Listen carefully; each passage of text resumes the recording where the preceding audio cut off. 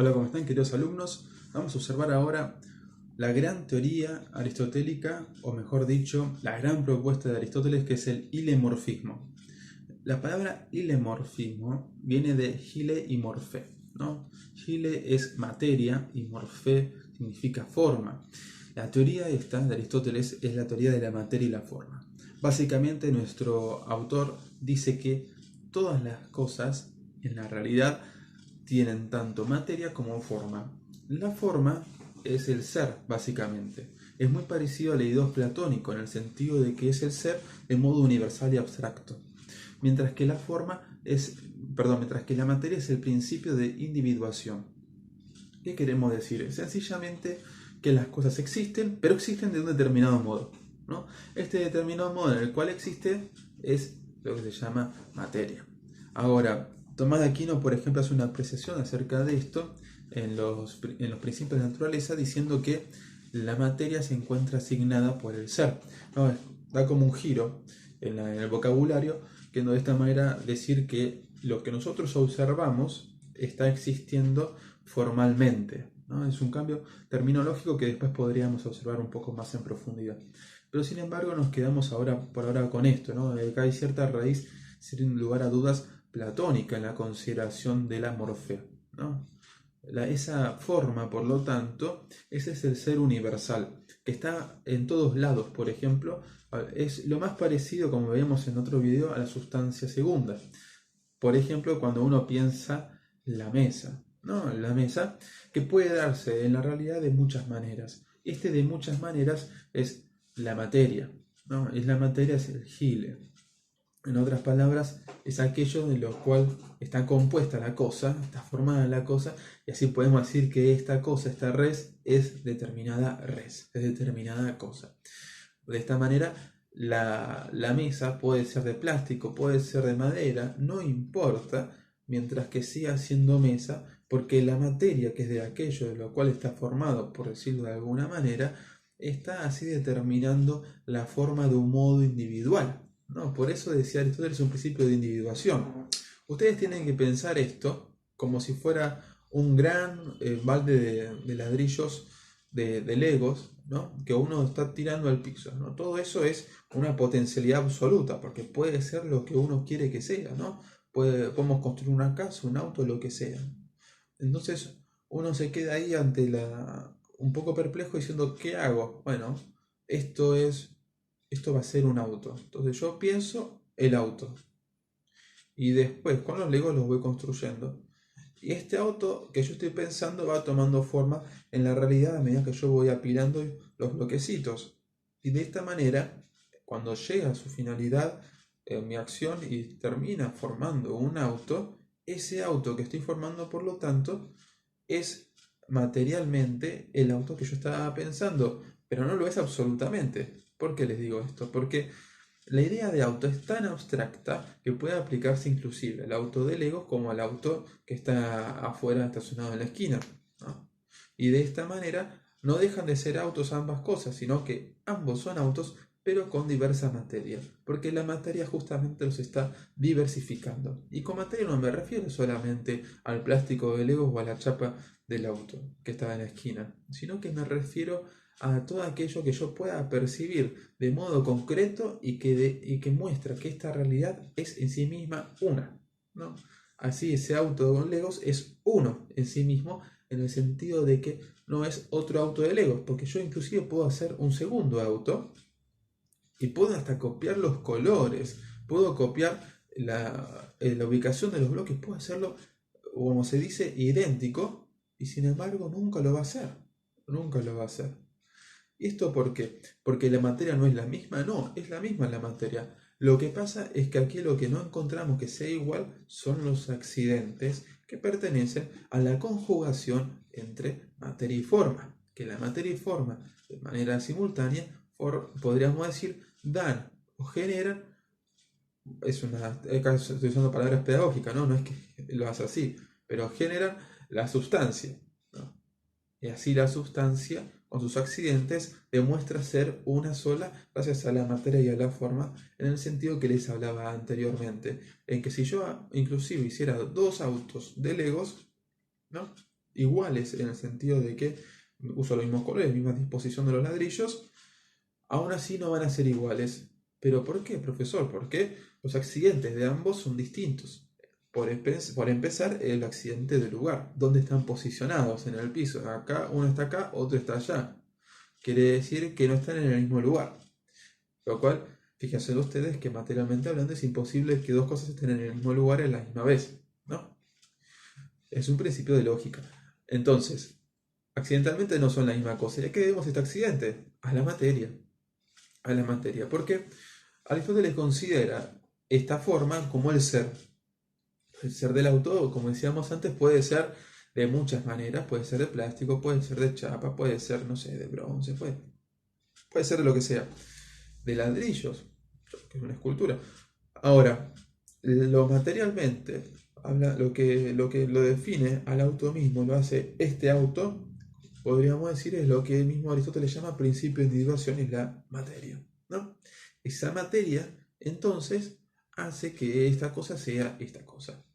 La conjugación de materia con forma, es decir, de la idea de auto o el auto ahí eidético en la cabeza, como un ente de razón, pasa a ser algo real cuando conjugo estas dos cosas, que son la forma y la materia.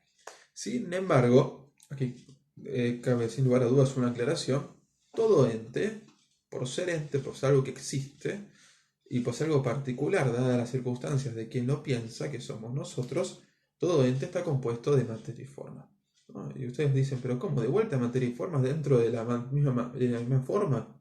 Y sí, lo que pasa es que como seres finitos, que somos nosotros y seres imperfectos, nos es imposible pensar la esencia de la cosa o pensar una forma simple, es decir, una forma sin ninguna materia, es decir, una forma que no esté determinada. La forma que pensemos siempre nosotros, es decir, la existencia que pensemos siempre nosotros va a ser, pero siempre, materializada en un punto, ¿no? Es decir, que es imposible pensar la forma al ser humano. Hagan el sencillo ejercicio. Piensen en un color. Ahora, el color que ustedes están pensando, ¿tiene figura? En el sentido de que tiene límites, ¿no? Y me van a tener que decir que sí, porque es imposible pensar el color, por ejemplo, sin ninguna figura. Y si uno me llegara a decir, sí, profesor, yo lo pienso sin figura, digo, bueno, a ver, vos que sos tan superhombre, decime entonces si ese color que estás pensando, en qué gradación está. Ustedes saben que los colores se pueden medir también por su gradación en la combinación en la cual están compuestos, ¿no? Como vemos en la computadora, que habla del rojo, habla del azul, no me acuerdo qué otro color más, del verde, parece, rojo, azul y verde, que su mezcla con distintos grados forman todos los colores. Ahora la pregunta es, bueno, entonces, ¿en qué gradación está? Y ahí estamos aplicando cierta materialidad, porque le estamos midiendo, y solamente puede medirse aquello que tenga materialidad. Por este motivo, ni siquiera los entes de razón escapan de esta consideración material o principio de individuación. Así, toda cosa que el hombre piense, a su vez está determinado por sus capacidades, y nuestras capacidades son limitadas porque no somos dioses. No somos dioses.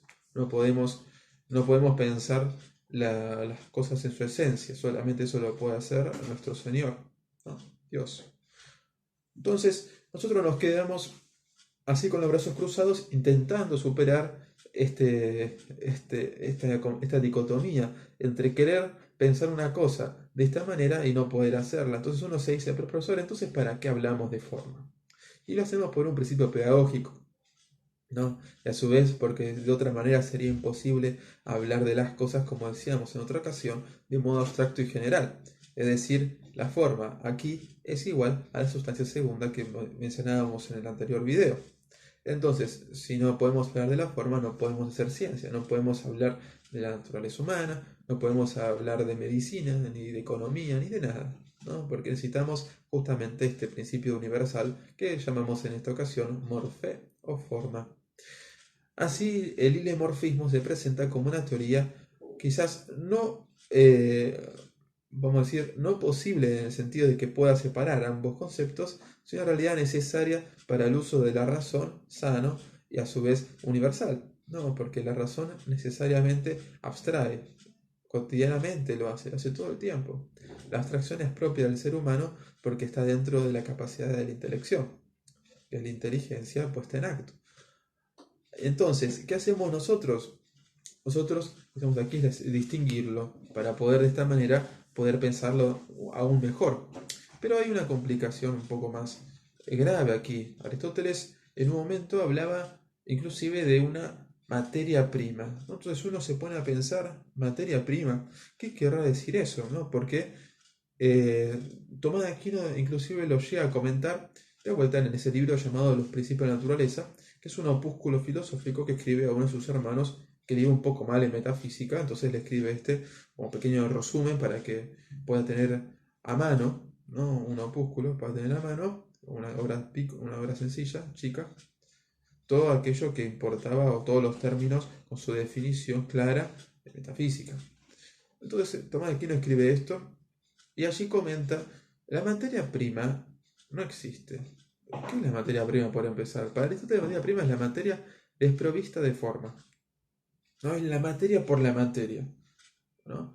Si habíamos dicho con anterioridad que la forma es igual al ser, no es la existencia misma, no es el ser así en general, no podemos entonces considerar algo que exista más allá de esta forma, en el sentido de que consideremos que algo exista sin la forma, ¿no? Por eso Aristóteles, si bien opinaba que hablaba de la materia prima como una materia que no tiene forma, ¿no?